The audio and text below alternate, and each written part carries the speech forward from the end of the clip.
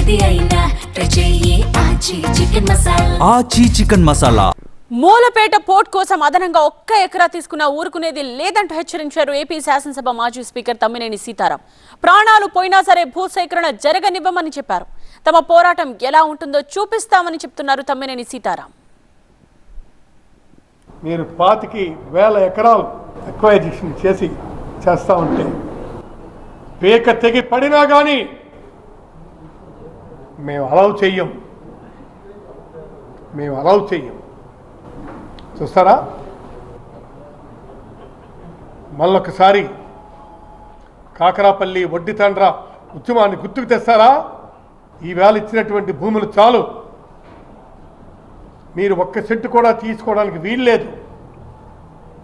సరే, రేపు ఆ పరిస్థితి వచ్చినప్పుడు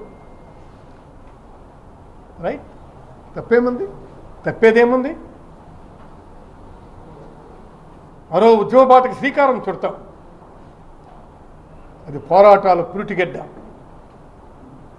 దానికి పోరాటాలు నేర్పాల్సిన అవసరం లేదు. సోంపేట, కాకరాపల్లి మొత్తం అన్నీ నిలుచుకుంటూ పోయి రద్దయినాయి. ఇంకా మీకు బుద్ధి రాలేదా?